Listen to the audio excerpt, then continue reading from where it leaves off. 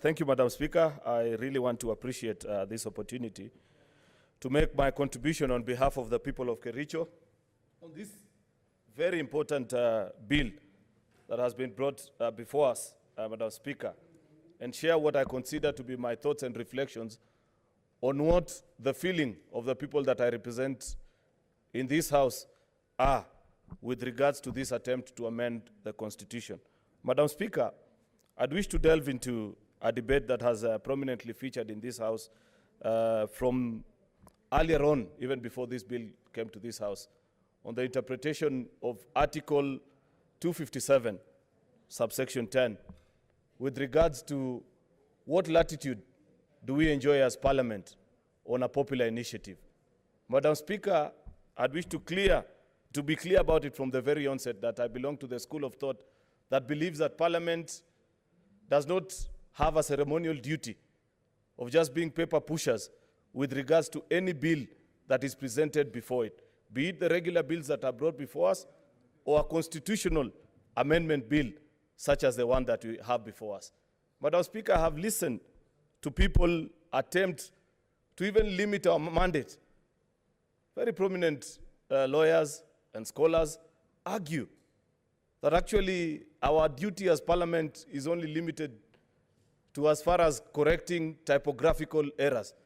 I cannot be convinced, Madam Speaker, that the people of Kenya can elect senators into this House, members of National Assembly, serious people, only for us to come and reduce them to be lexicographers, that their work is only to check spelling mistakes and errors, and not interpret what they feel ought to be the right direction that the country needs to take.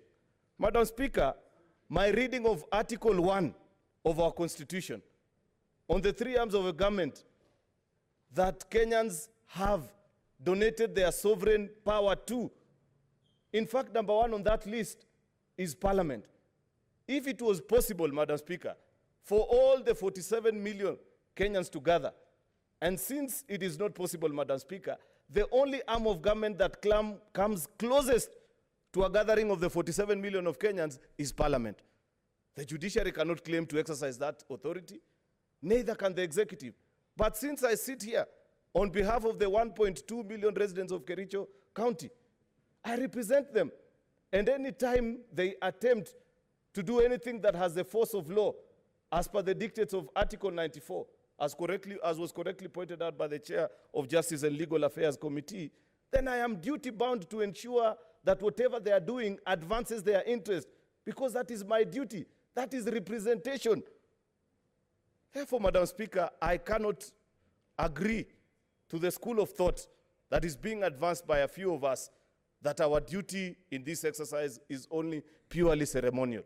I believe that if granted an opportunity, and I have taken time to listen to the proposers of this bill, the kind of things that they aim to achieve, they are good things.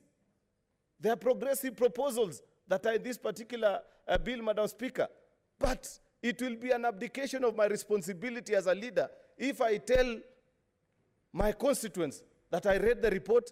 I even went further to read these almost 200 pages of report that has been produced by our committee, Madam Speaker, which clearly points out to the errors that are herein in this bill, and still tell them that my hands are tied, you do with it as you wish.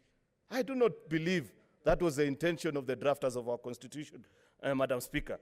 You'd recall, now going on, Madam Speaker, to my consideration of what I think ails this particular process and the technical issues that are bound therein, that in 2017, the very good Chief Justice, David Maraga, reminded the country that the product is as good as the process that was used to achieve it. What has been the process of attaining this particular bill? I may be young, Madam Speaker, but I'm not too young to remember that there have previously been other attempts to amend our Constitution. I consciously remember the 2005 attempt, the 2010 attempt that successfully gave us a Constitution that we are now trying to amend, and what the procedures. It was a gathering of all Kenyans where everybody was allowed the democratic free will to speak as they wish. But what do I follow when I see what has been happening in this particular BBI process, Madam Speaker? There has been a clear attempt to stifle the voices and thoughts of those who don't agree with this process. It will be wrong on my part to support such a process that is flawed from the onset. If you do recall, and a few of our colleagues here were ministers in President Mwai Kibaki's cabinet, in 2010, perhaps having learned from the misadventure of 2005 and the very unfortunate events that happened in 2007, President Kibaki allowed even his ministers to choose which side of the constitutional debate to belong. I can count as many as 4 ministers that I remember, including the current majority leader, who were in opposition or did not or belong to the no camp at that particular time when we were amending this constitution. They were not threatened. DCI officers were not sent to raid their homes. But this particular exercise, where county governors and anybody who has dared to exercise their free thought on this particular document has had all manner of threats, intimidation, blackmail. Therefore, it pricks my conscience. And it will be a very unfortunate event, Madam Speaker, if we allowed such a process to pass. We'll actually be dancing on the graves of the very patriotic Kenyans who paid a heavy price for us to have the 2010 Constitution, if we allowed it to pass.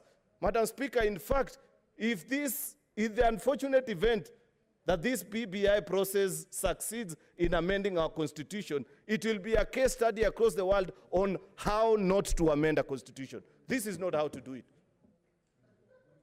Something is absolutely wrong. And that's why I must stand and declare today, Madam Speaker, that much as I agree with so many of the proposals that have been shared in, we must be able to point out what are some of the errors that we point out. Moving on to the technical issues, Madam Speaker, of the things. Tinkering with independent institutions, Madam Speaker. Number one is IEBC, the debate that has just ensued on this floor. And I wish Senator Wamatangi had bothered to read that Article 89, Clause 10, on what it says, what options are available to Kenyans. It is only after the commission has made a decision. You know, the biggest and the most absurd thing about this proposal and schedule, Madam Speaker, is that now, thanks to this misadventure, you are going to have one constitution that treats the same issue differently.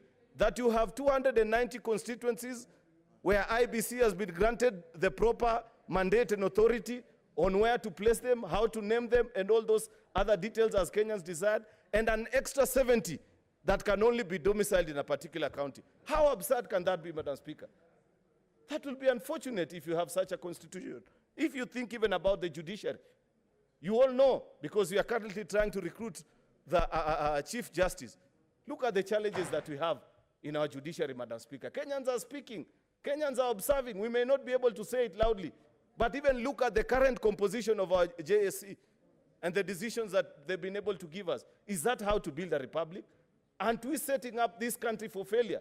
Because it will reach a time where Kenyans will look and say, if in this country you don't stand a chance if you come from a particular regional tribe, then we'd rather divide this country so that those who feel that it only belongs to them and it's their privilege and right or birthright to serve in certain constitutional offices are allowed to enjoy their part, and those of us that are considered to be lesser Kenyans can have a different country. That is by and large. If you read clause 44 of this particular bill, and Senator Honorable Omogeni, Senators, kindly consult in low volumes, because some of us are interested in hearing the debate going on. Thank you, Madam Speaker. I was referring to clause 44 of this particular bill with regards to this ombudsman. That if you read part 4 of that, on part of the duties that the ombudsman is supposed to partake, is that actually they are going to recommend the actions to be taken by JSC. Let us not reduce this to be a technical thing or something that can be plucked out of the moon. What do you mean when you say somebody is going to recommend an action? It means the hands of JSC are tied. If you are told sack a judge, you will sack. There's nothing else left for you to do, even if you pick an independent JSC. Therefore, the office of the ombudsman as presently created, is a threat to the independence of our judiciary. And what makes it even more tragic, Madam Speaker, is the fact that this ombudsman is nominated by a president. You do know that part of the reason why we still are surviving as a republic in this country is because of the actions of our judiciary. Especially in these last 2 or 3 years, when we haven't had a functional opposition in the country. The people that have kept the interest and the rights of Kenyans to be considered has only been the judiciary. Now imagine if a judge is presented by somebody whose rights have been violated by the state, and they know that there is a gentleman or a lady known as the office of the ombudsman, appointed by the president, who's only awaiting for him to rule against the decision of the executive. Will that judge have the free rein to make a decision that will protect our rights? My dear brothers and sisters who sit in parliament, please do not give Kenyans poison when you have the chance and the opportunity to stop it from happening. Some of them may be ignorant, they may not have the power to understand some of these things, but they have given you a responsibility. That's why you held a Quran or a Bible and said you will defend and protect this constitution. Part of defending a constitution is keeping it alive and ensuring that it is not tampered in with in the way that is being presently proposed before us. Don't allow your citizens, the people who woke up early in the morning to go and vote for you, to be in a situation where they will not have a free reigning judiciary. Madam Speaker, you do know that actually in the existence of a state, and all scholars that have taken time to study how a state functions, this state of tension between parliament or the legislature, the judiciary, and the executive is actually one of the tenets that are so critical to the proper functioning of a state. Because if you grant one arm of government the power to load it over and determine the fate of the rest, they will completely wind up the rest of the institution, just like what has happened to Parliament. It's not an issue that I want to get into, of the challenges that we have faced. Think about even something so, one of the products of this constitution like the SRC, Madam Speaker. It is now proposed in this particular bill that instead of the nomination that Senate does on behalf of counties, that Parliament does on behalf of the people of Kenya, that KOTU, say for example, and I wish Mzee Atwoli, somebody had educated him to know that the powers of KOTU to nominate someone to SRC have been taken away. And the rest, you know, that's why I'm saying don't take advantage of ignorant Kenyans like Atwoli. Let them understand what this constitution and amendment bill is doing. Because, Madam Speaker, if you say that you are granting the president the power to nominate 7 commissioners to SRC, what are you saying to the rest? Tulisema tuache kusumbuana. Senator Shionga, what is your point of order? Madam Speaker, I'm standing on point of order. Just to let Honorable Senator Cheruiyot that Mr. Atwoli is not ignorant, but he's just a Kenyan who is supposed to be educated with somebody like you or be taught, but he's not ignorant. This man has done a lot. Please ask for apology. Thank you. I'm glad she's right actually. She said he's supposed to be so educated. So I agree. She actually agrees with me. So, Madam Speaker, that is with regards to SRC. That now the president will have the free, actually this is the proper return to imperial presidency that Kenyans avoided. Because if as a president you can determine the salaries of teachers, doctors, parliamentarians, by simply nominating 7 of your cronies to SRC and tell them, I don't like these parliamentarians, pay them peanuts, what will we do? What will be our point in recourse? Madam Speaker, I serve in a constitutional commission. You know that I represent you in PSC. Any proper thinking of how, for example, to strengthen our independent institutions, if I was asked as Senator Aaron Cheruiyot to propose a way and means ways and means of strengthening our independent institutions, then one of the things that I will propose is that let it be determined in our constitution what percentage of budget each of our independent constitutions are supposed to have.